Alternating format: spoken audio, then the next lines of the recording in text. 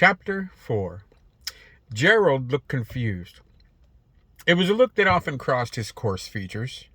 Teague told him, "I said that they took pecked from her, not that they took her pet."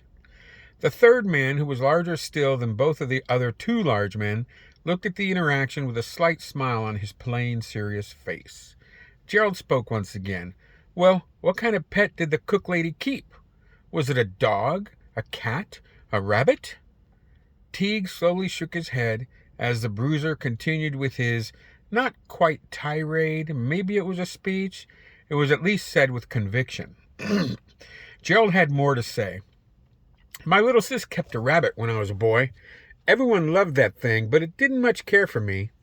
That damn coney bit me 3 times before it had an accident." Fitz, the largest of the 3 big men, looked interested as Gerald spoke again. "Anyhow," Gerald stated, "I had the last laugh, because that rabbit were damn delicious." Teague was a quiet man by nature, both in his manner of speaking, or rather lack thereof, as well as the fact that he was fairly quiet when he moved about in his daily routines.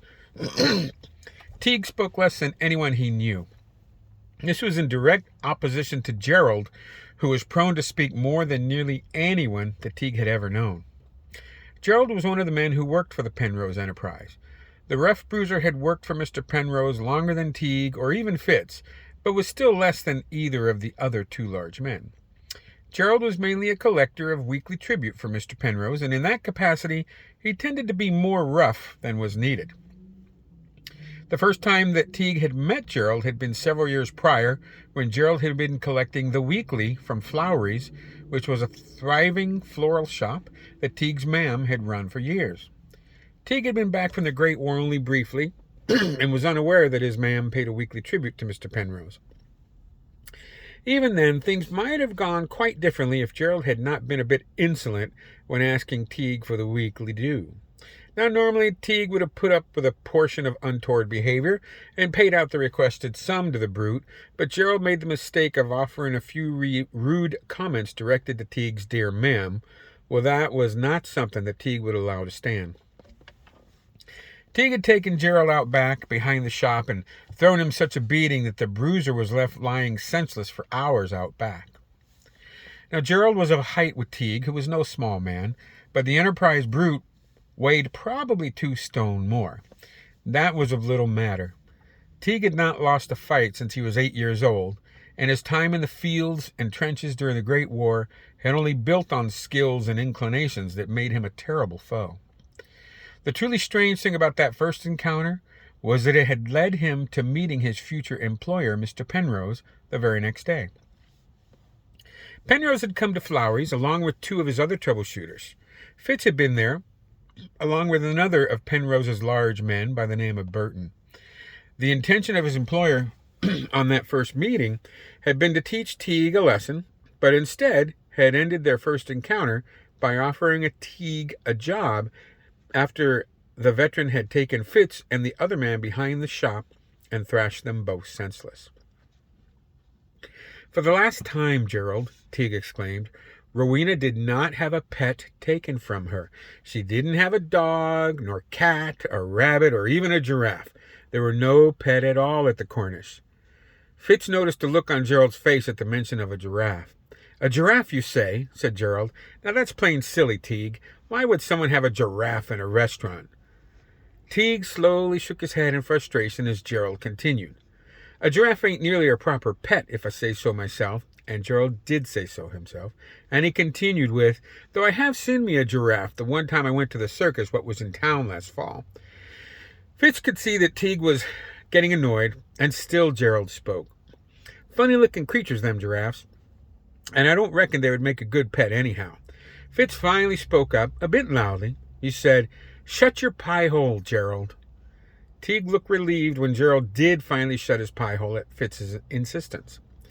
Teague waited a moment before telling the other 2 men, "Now, Mr. Penrose wants you 2 to accompany me while I do a bit of looking about to see if I can find and recover Rowena's pixie."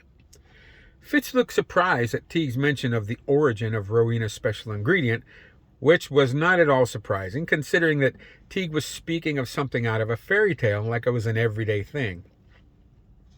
Gerald's jaw dropped and he blurted out, "Are you putting me on?"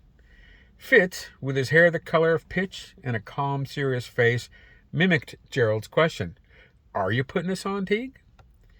Teague looked both men in the face, shook his head slightly, and told him, "I wouldn't have believed it myself before this morning." Gerald raised his hand like a boy in primary school. Teague and Fitz both looked at the bruiser in confusion, or maybe disbelief. Teague said, "You don't have to raise your hand, Gerald." Gerald said, "So you're saying someone stole the cook lady's fairy?"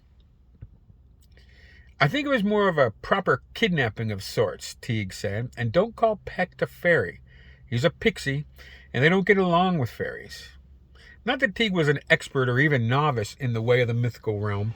He had just learned that tidbit this morning when he began looking into the incident for Mr. Penrose. Gerald cocked his head slightly to the side, almost like a dog, and spoke. "You mean like how the Chinese don't get on with the Japanese?" Fitz put a slight look of surprise on his face. The question that Gerald asked was almost actually insightful, and that was generally not something of which the bruiser could be accused. Teague also was a bit surprised at how spot-on Gerald's question was, and said, "I think it is pretty much like that, Gerald. Just don't go calling Peck a fairy, and it should be okay." Teague continued, "That's his name, by the way, and he's the reason why Rowena's food is so bloody bland." Gerald grinned a bit at Teague's slight vulgarity, and Fitz thought to himself that Mr. Penrose don't care for that type of language. "Miss Rowena seems to think that the Italians abducted Peck and are using him to their advantage at that new eatery on the south side," Teague told his two co-workers. Fitz offered, "It's called Ottimo Cibo. It means something like great food." The troubleshooter did wonder briefly how Fitz came by that bit of information. "In any case," Teague said, "I want to go check the place out and thought it might do to have you two along for backup." Fitz nodded slightly in agreement, and Gerald spoke out. "Can we get a bit of dinner while you check the place out? I'm feeling a bit peckish." Gerald could see the other two men didn't seem to like the idea, so he said, "What? If we're eating there, you could be checking the place out all like an Emmett." Teague thought for a moment, and Gerald's statement almost made sense. Back in the old country, an Emmett was basically a clueless tourist, and maybe that would work for him in this instance. "Fine, Gerald," Teague agreed. "We'll get us a bit of dinner while I check it out." Fitz spoke up. "I wondered why you wanted us two big fellows with you, Teague, and it occurred to me that I hear Vittorio likes that joint." Gerald looked a bit startled at the mention of the name, and he offered, "I don't want no part of that Italian devil. He fancies the razor, and I don't feel the need for a close shave just now." The big bruiser ran a rough hand over his stubbled cheek for emphasis. Teague adjusted his right boot slightly and felt the weight of the blade in the boot. His trench knife had been acquired by Teague from a Yank in the Great War. It was 30 centimeters long. A little more than half of that was a near razor-sharp, double-edged blade. The handle had brass knuckles as an integral part of it, with spikes on the knuckles themselves. Teague didn't like to think of the things he had done with the dreadful weapon during the Great War. In fact, Teague much preferred to use his fists if things got rough, and would only use a weapon on someone if they pulled one on him. "Don't worry about Vittorio," Teague told his two workers. "I'll deal with him if needs be." Teague continued, "Mr. Penrose doesn't want us doing anything unnecessary with the Italians right now, so you two are just along for if something goes wrong." "That's fine by me," Gerald told his two companions. "Let's go find us a ferry." Teague's face darkened a bit, and he corrected the bruiser. "Pixie, Gerald.